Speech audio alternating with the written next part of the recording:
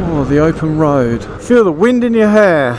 Well, there's two things wrong with that statement. I've got no air and we've got no open roads either. Apart from that, it's not raining, so 1 out of 3. I'm just going to be grateful for that, I think. But yeah, so I've been on it. How long have I been on this for now? I don't know, 15, 20 minutes. And already now I'm not at the front. Everyone's bugging off. And I'm the old boy of the bunch, and I just like toot along on me bagger. But apart from that, it seems to be a little bit more familiar, I was going to say. That's probably a bit strong to say familiar. But you know what I'm saying, I'm getting used to it a little bit, even after 15 minutes. Hello. Oh. Which, having said that, now I'm thinking, oh my god, this feels so weird and horrible. 15 minutes later, you're thinking, oh actually, it feels really nice. It's still big and heavy, but it's not going to be lost any weight. It's not going to die in the last 15 minutes. In fact, I've just put the grand total of £10 of fuel in it. So it is slightly heavier than what it was 15 minutes ago. But it just goes to show that it only takes a little while to sort of like start gelling with the bike. I think if I was considering one of these, then it would be nice to have it for like a whole day or maybe over the weekend or something like that, just to really get acquainted with it.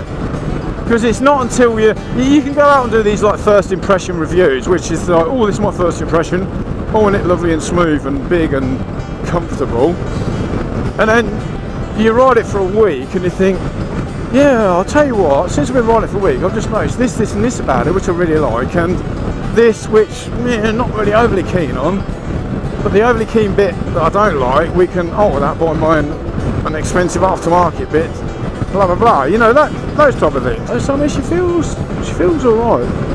Considering it's so big, the suspension, I'm still going on about suspension, I know I've mentioned it before, but it feels nice. You expect it to be a bit more wallery. I suppose if it was an older bike of this stature, then it will be a wallery big Hector, but be the new one with all the electronic suspension on. Obviously it's not wallery, and the proof is definitely in the riding. But she sits lovely. I mean, she's just like 2,500 revs at like 60 mile an hour, and it's just like purring along. And since I've been out on it, if I squint a little bit, because I've got my glasses on, it's doing 46.3 miles per gallon, which is kind of alright,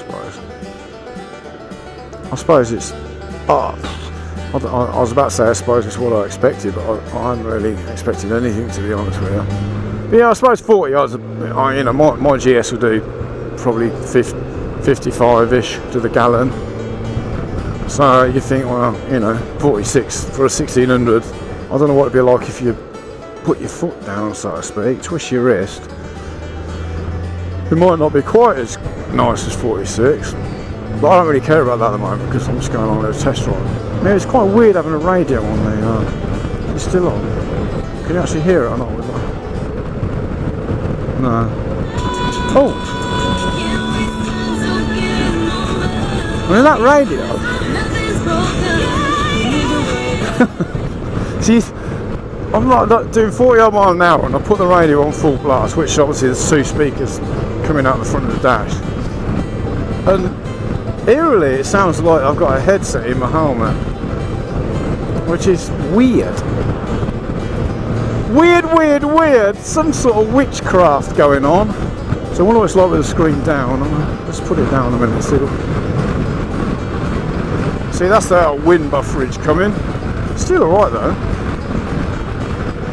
The wind's chopping me off at sort of like upper chest level now. I'll put the screen to its highest, and that's pretty much okay now. I mean, I'm 6'1", I'm slouching slightly, so if I do sit up straight, I've got a little bit in my face, but yeah, it's not bad. The old screen is pretty good, and it looks a sturdy old screen as well. In fact, that is sturdy as hell. I mean, the ones on the GS are a little bit wobbly when you like pull them about like I'm doing. You think, don't really stay with that screen. I mean, it's never caused an issue, like breaking or anything on my GS, but yeah, that's a solid construction.